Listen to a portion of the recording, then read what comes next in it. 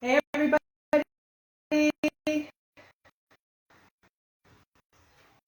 gonna invite Nikki in for our last talk.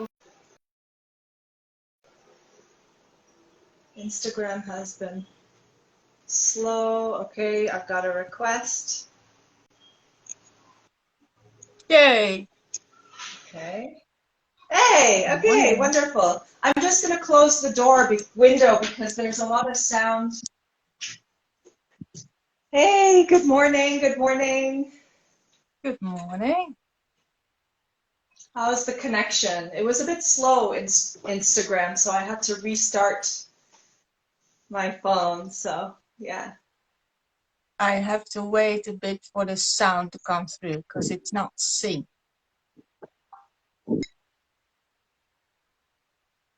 It just broke up a bit, the sound. Yeah, same here. It's not a great connection. Let's see how it goes. Okay. Thank you, technology. We love you, technology. Thank you for supporting us in transmitting and spreading this impulse, such an important impulse to to the whole world. The energy of houses and properties. It's so key for us to be tuning into the subtle realms, the energetic aspects of where we live, places, cities, no matter where you are in the world, whether you live in an apartment building, whether you live in a home, whether you are camping out in the forest, whether you are in a tiny house in your van, or live in a mansion, wherever you are, it's so key for you to tune into the inner world of your home, right? Tune into the inner world of your home and your garden, so you can unfold, right? So um, you can really anchor in and do what you're really meant to do on this earth. And it's such a delight to have you on, Nikki. Nikki is a geomancer, a house healer. She helps her clients make their homes into their personal power place. And we have been leading this series for quite many months now. And we've got so many people who are interested, more questions, more interests are flowing from all over the world. And I think slowly but surely people are awakening, right, Nikki, to the importance of harmonizing, balancing our homes beyond the physical, right? Beyond the windows, beyond, building walls or doors, or beyond what looks maybe pretty, right? Uh, yeah, so welcome, Nikki. It's so great to have you. Thank you. Thank you. Yeah, as you say, I think more and more people are discovering that an environment can be more beneficial than just, shelter. And it can help them in many more ways than just keep them high and dry. And as you as an architect probably knows as well, that the difference in the kind of materials you use to build makes such a difference on your own well-being. It is different whether you are in a wooden house or in a stone house. It differs, and what suits your being the best, what is nurturing for you and your family. Yeah, yeah, it's so key. Yeah. Yeah. So, Nikki, do you have? I got a question that came through a few days ago around the topic of um, how to work with the spirit of the land for gardening, for your garden.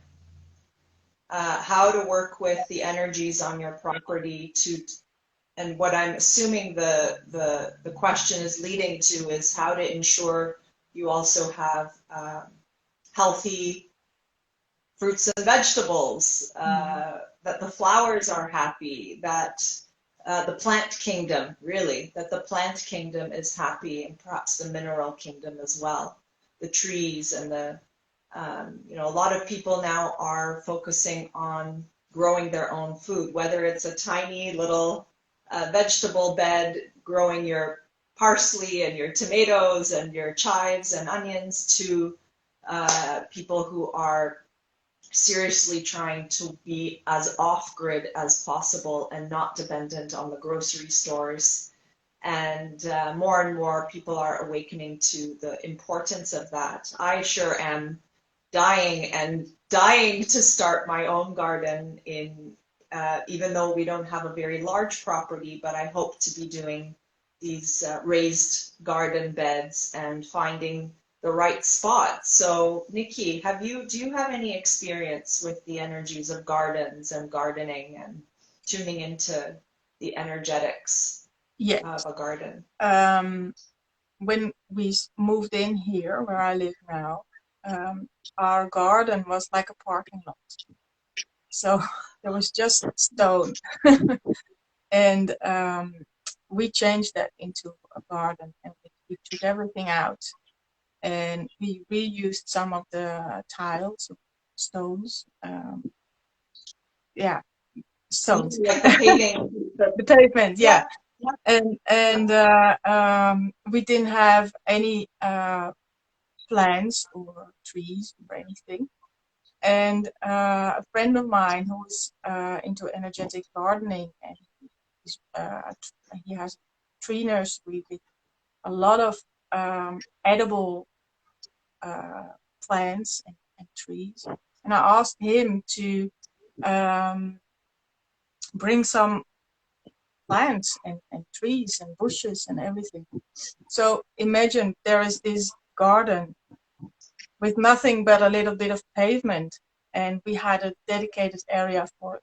We wanted to have some grass.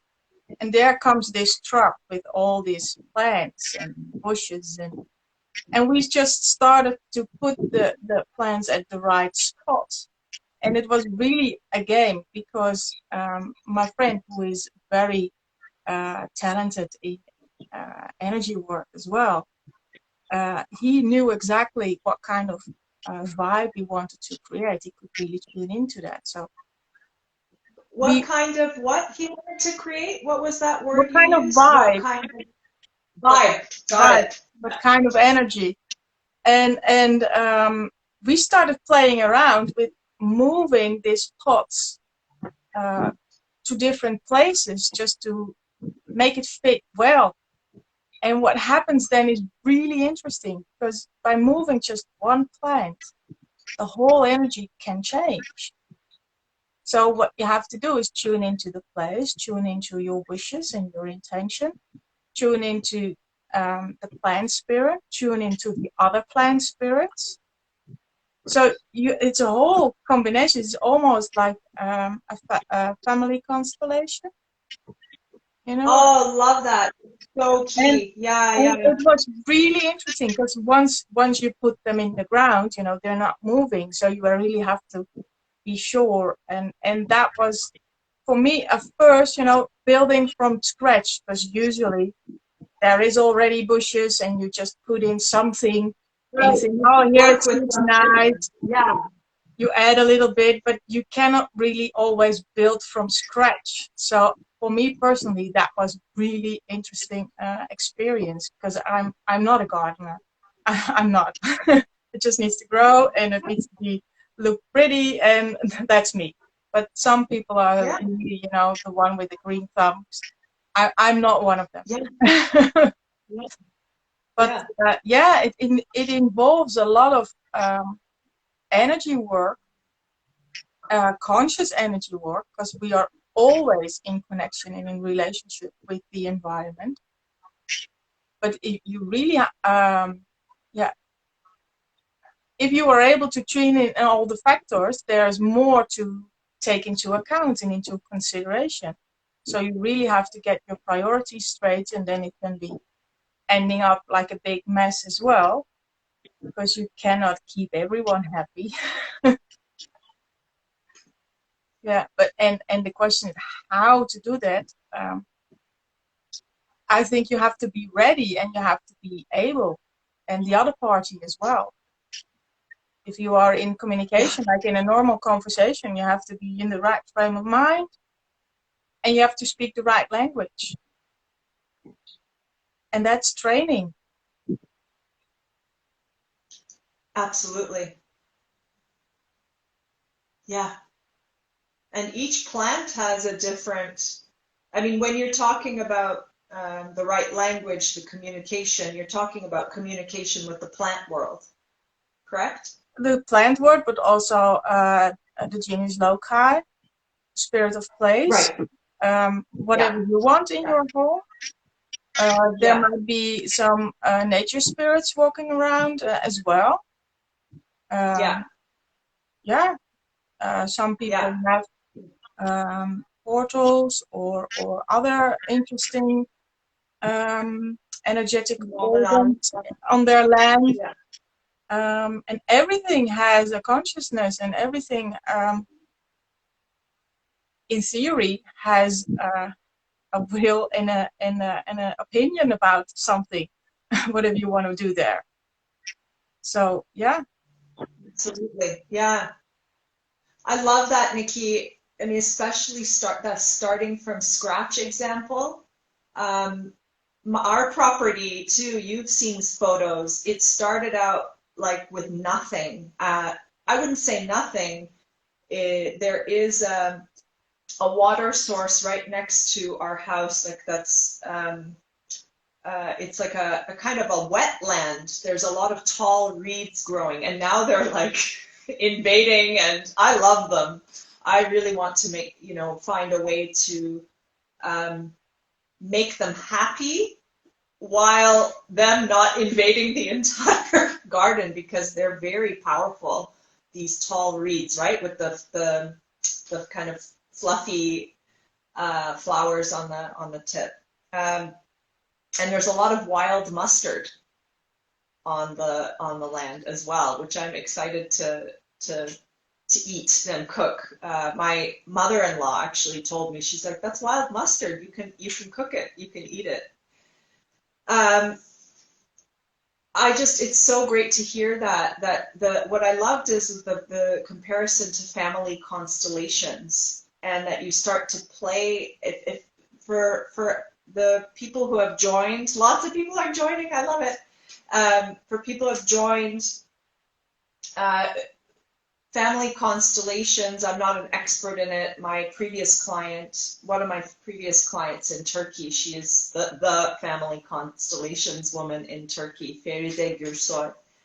And I've experienced family constellations, and it's you do these role plays in a room with a group of people, and you play the role of the person's family, whoever you are diving deep into.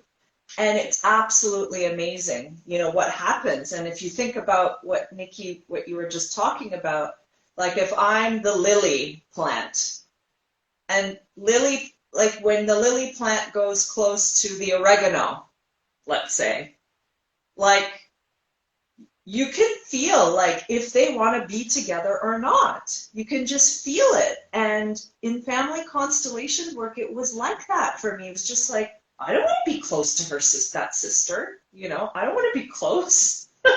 Or you feel like a deep drop or a depression, or you're like, come to me, and you make groupings with people that you feel a resonance with.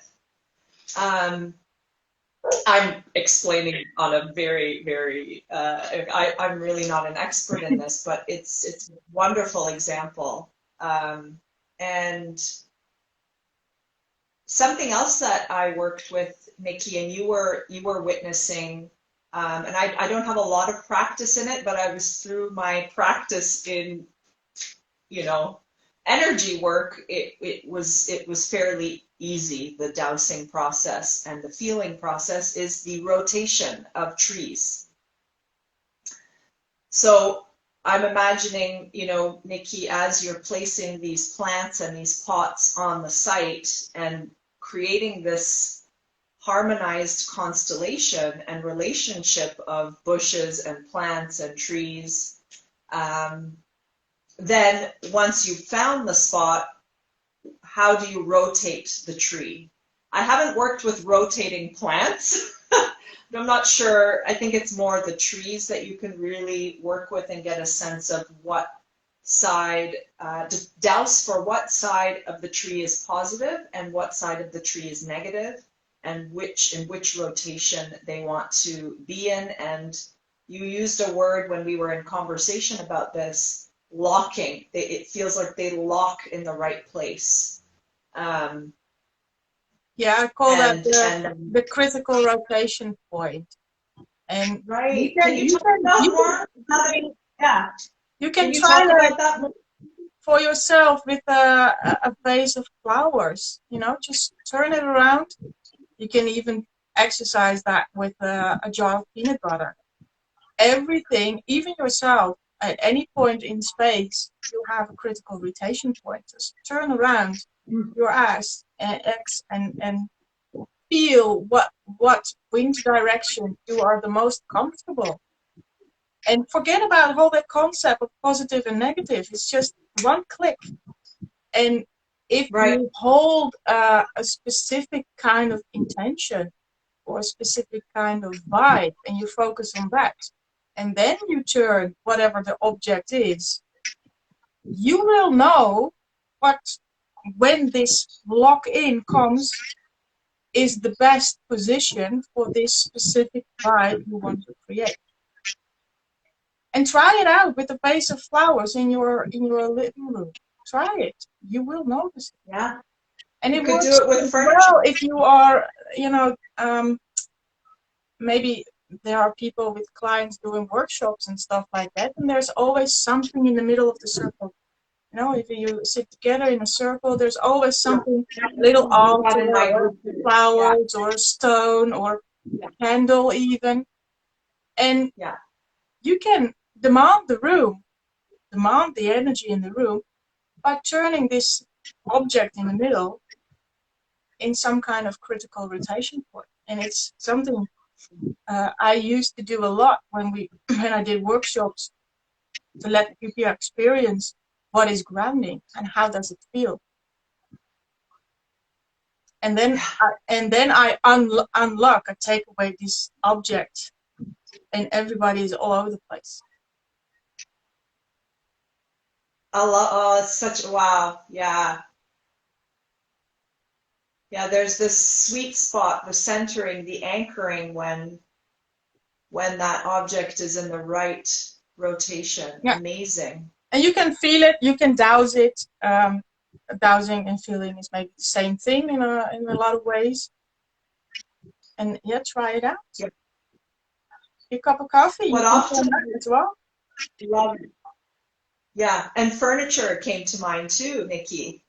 Right? The placement of furniture. My colleague, Kata Trom, who is in Hungary, I interviewed her.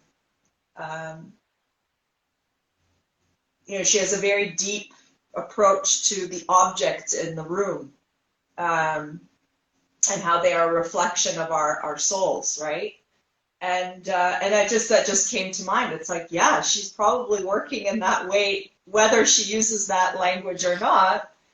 And you probably are very conscious of that too, like placement of furniture. Do you work? I don't want to divert. I want to go back to the garden question, but we jumped into furniture because there's a bit more that I would offer as some advice for the person who asked the question. But Nikki, do you work with the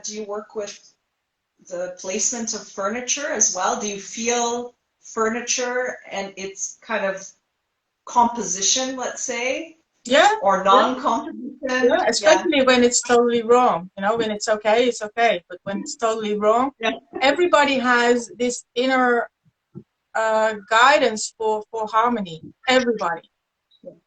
And everybody, and maybe more the women than the men, are conscious of it in our daily surroundings because of all this male-female patterning and all that stuff. But when you put something on the table, sometimes you put it there and then you just shift it for 1 centimeter.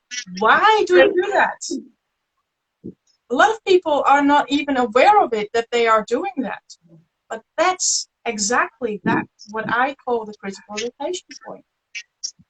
Mm. You are in tune with harmony. And if you long for harmony, that's what you do.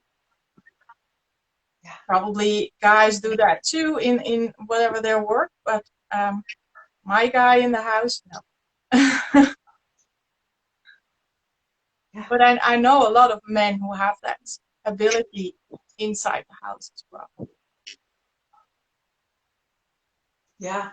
But everybody has that Yeah. ability. Everybody. You just need to become aware of it, and then it becomes fun. And then you Yeah. can have all kinds of games.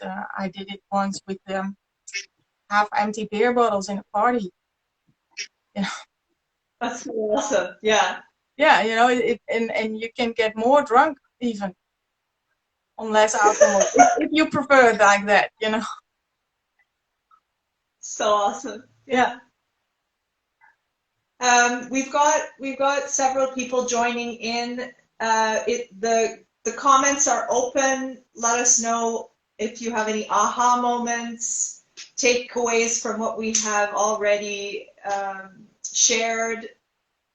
Can you relate to any of this? Do you have any questions, any clarifications you need about this? And as you all integrate what we are talking about, I just want to go back to the garden topic.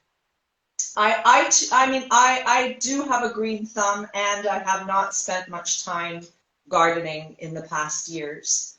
I'm much more of a gardener of flowers than vegetables and fruits. A good gardener to make things beautiful. That's naturally I'm able to do that, and I enjoy it very much. As my mom is coming to me right now, she would sing, and she communicates to her plants. She sings and has conversations with her flowers. That's really important. They need to be communicated to. There's also a book called The Secret Life of Plants, which I recommend many people read. And there are tales or accounts of farmers playing classical music in the greenhouse, various tests and studies, scientific tests on the consciousness of plants. So that's a really great resource. There are also people who, there's a dowser in Australia, Alana Moore. She does permaculture gardening, and her, along with the group in Finhorn, right, those early days, they're growing huge pumpkins, huge squash, huge zucchinis, and scientists from all over the world would come to Finhorn, and maybe they still are, I don't know.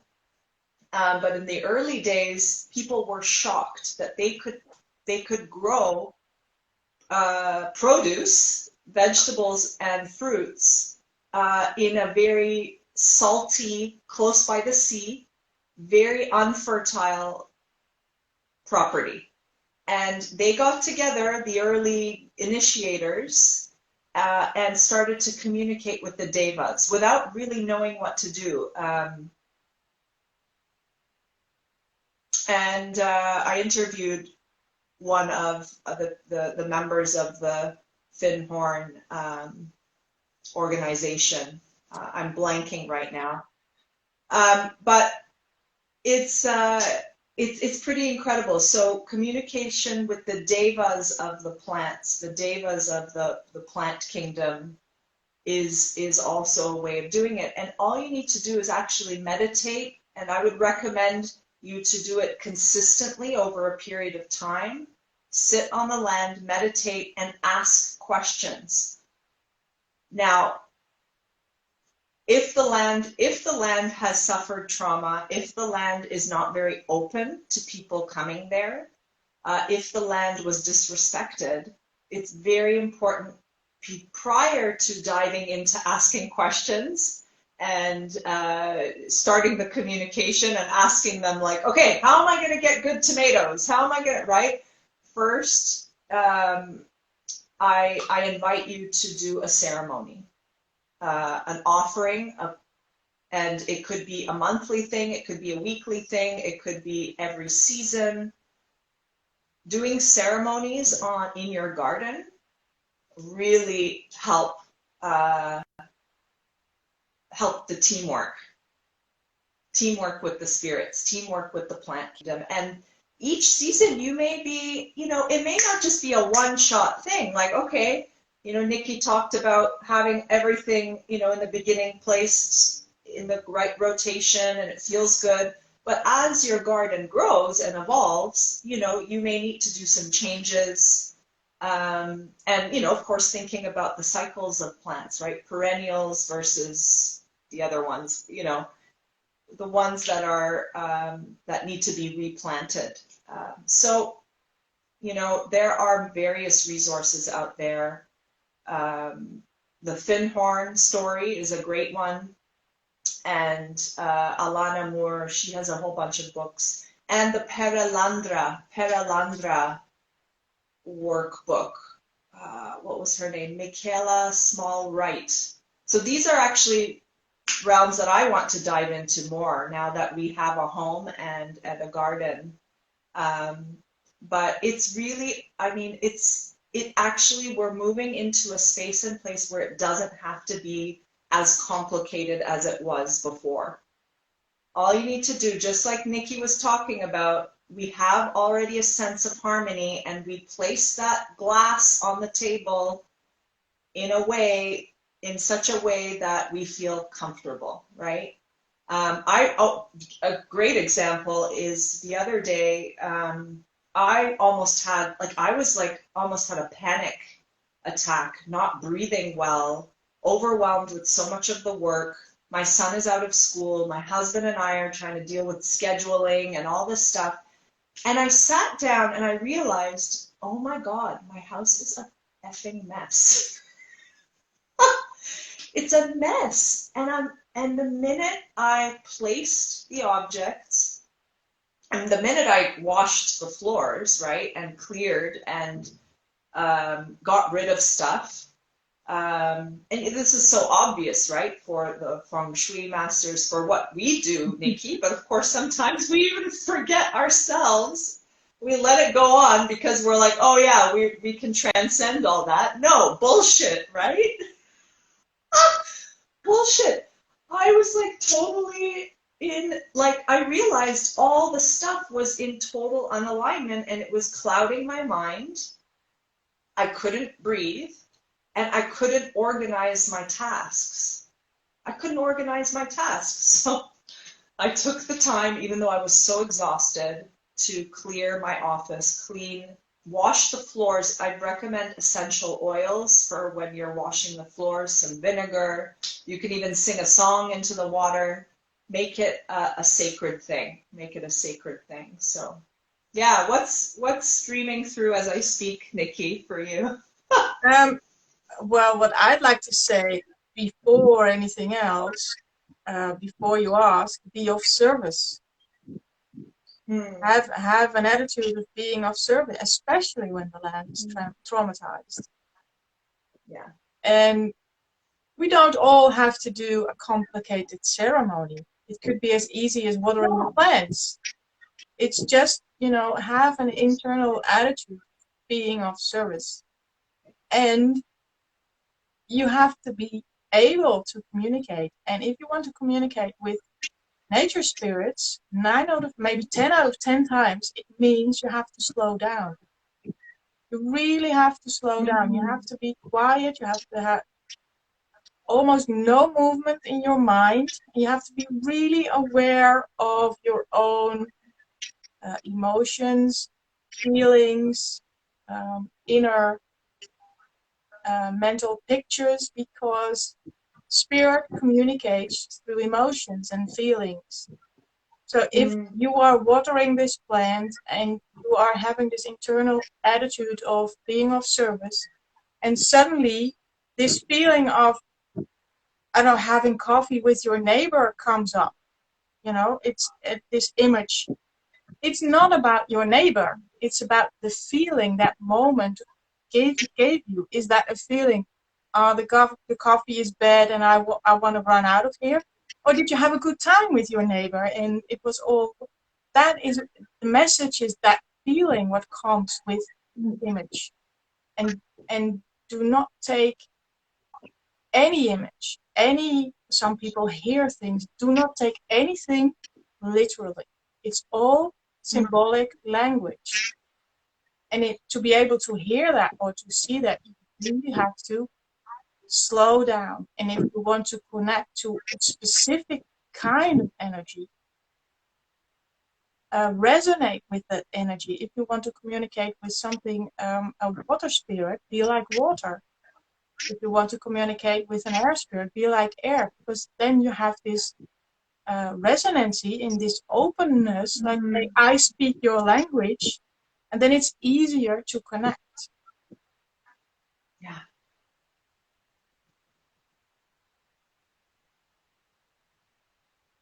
Yeah, I love that.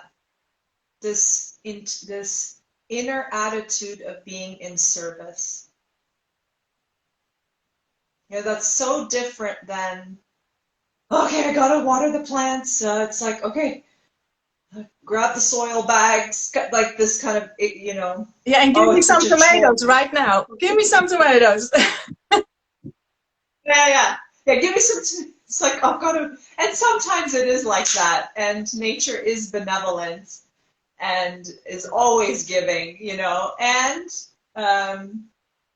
yeah, this inner attitude of being in service. That's really beautiful. And some people are, like you said, those people in Finhorn, and I met some people in some courses I did. They are really gifted with communication with plants, and they started playing around with that, their newfound skills as well. And they told us the story of a specific kind of flower has so many petals, leaves. It's either, I can't remember exact the number. It was either 8 or 12 or 15. I can't remember, but they made an agreement. This row of flowers could only have so many leaves, and this row of flowers could only have that many leaves. And it worked, it worked. It was an amazing story. But they sat down every night with this plant for a couple of minutes and started talking to him. Please, could you, show me that this is real, that's not just in my mind, and you can show me that I'm really communicating with you by showing me, okay, let's make the agreement. So many flowers on that side, so many flowers on that side. So awesome. So particular. Yeah. People do that. And I'm not one of them, but I love those stories. And it happened. I've sat with them and I've watched them do it. And yeah. So be creative. And if you think about too, I mean, okay, there's so much to the plant spirit, the energy of water, and the work that Dr. Emoto has done. That when you speak into the water, if you say I hate you, it changes the molecules of the water. If you say you put a sticker I love you on the glass, it changes. And water is a big factor in the growth of plants as well. And so yeah, it's all connected. It's all connected. There's another piece that's coming through about garden. We've talked about it before, Nikki, in our previous talks. There are areas on the land that do need to stay as they are. Just don't touch them. And they are, they may be nature spirit dwellings. You will sense that there's a whole thing happening there on its own.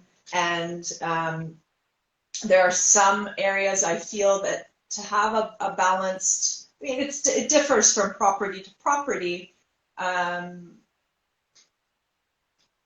to allow for some areas to grow and do their thing in a more wild, for lack of a better word, fashion. And there are areas, we didn't get into the yin quality areas, the yang quality areas, power spots. You can work with all these, the energies that are running below the earth. Of course, ley lines have an energy line moving above the earth as well, as they emanate light and energy. But there are areas in, like say very yin areas, and in geomancy, it's not recommended to sleep over those. And I'm not such a rule-bound person, but it really does depend on the person that you're working with. But I have encountered many of those kinds of areas in the garden, and it's usually they're happy on their own. They're happy on their own. It could be fairy dwelling, gnomes could be there, all kinds of nature spirits. So yeah. Yeah. Yeah, Nikki, did you go ahead? Yeah. Yeah, and it is really important to have those spaces. And if you are just, working with your garden, you don't really need to know all these details about what is this phenomenon. You will sense it, that it's not so wise to put your chamomile in that corner. You know, Right. if you listen to the plant and to the space.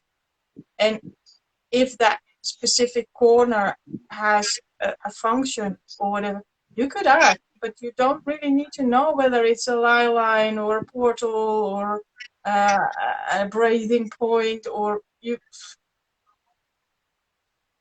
Yeah. Yeah. I think it's Yeah. fun to know, but in a way, it's kind of boring as well. Put everything Yeah. in that. Yeah, yeah. In a way, if we're going back to the critical rotation and the composition, our inner sense of harmony, and if you do practice, because it does take practice, right? I mean, otherwise everyone would be doing it, right? It does take practice. Nikki and I are experienced in this. We've been practicing for many years. And some of them are natural abilities as well. But of course, I think everyone is moving in this direction where they are having a stronger feeling sense, the feeling of energy, the feeling of subtle realms. And so what I'm saying is, when you've got the connection and the deep listening going on already with the spirit of the land and the genius loci, they guide you anyway to the right place. They guide you anyway without you having to know, is it a power spot? Is it an energy vortex? Is it, an intersection of 3 ley lines plus a water line? Is it, dowsing can take a really long time. Like, precise dowsing and marking all the ley lines and the water lines on a property. And sometimes it is useful to have that level of detail, and sometimes not. Yeah. And I think people with the most beautiful gardens who are gardening, they have this natural ability already. They just don't call it that way. They just do, Yeah. Like my mother is definitely one of those. Yeah. Yeah. Women. Yeah. They have this inner sense of connecting to nature and plants. So. Yeah. But Did you have any questions coming through? Any other questions? No, I think everybody's getting ready for summer holidays. It's already 10:43. I didn't realize we were speaking for that long. Does anyone have any questions for us? Any summer projects? Anybody exploring, experimenting with their gardens or their homes? Or do you have any intentions to set for this summer before we enter into the fall? Anybody working on any renovation projects in this? I mean, often the summer it gets scheduled in for early or late summer, right? These construction projects or renovations or redoing your interior. We are And of redoing course, our daughter's bedroom. redoing. You're doing redoing your daughter's bedroom? Okay. Yeah, because she's moving into secondary school, and then you need a bigger desk and a bigger clothing cupboard Right. and a bookcase, and we are halfway there. But her room's a big mess at the moment. Does she? And And how old is she? 12. Going 12. Okay. And does she enjoy being involved in the process or? Yeah. She helps with screwing the IKEA cupboards together. And Perfect.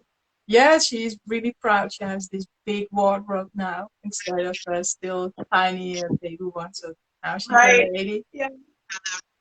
Yeah. Aw, that's so great. So yeah, Yeah. changes and yeah, kids' rooms are a space of creativity and Mhm. yeah, growth. So if Yeah. you have kids and you need that kind of energy, spend some time in your kids' bedroom because they need to be flexible in their room. It's used for play, for homework, for sleeping, for chilling with their friends. And if you don't have kids, maybe you should dedicate a room for something like that for yourself. And a lot of people have a creativity room where they do their, I don't know, their little projects. Some people are really into, I don't know the word in English, but making stuff out of paper or knitting, and Crafts. they have a crafts. They have a special room for that, which is a way to Oh, express it's that such a healthy energy and space. growth. Yeah. Libraries are also beautiful spaces. The library room, it's that other room, that other room that you could do meditation in, you could do creative work, just like you're saying, a yoga room, right, to move your body. That's so It might important. even be fun to find that energy in your own garden. Today I want Right, you to feel more creative and sit down in your garden with your cup of coffee and just look around.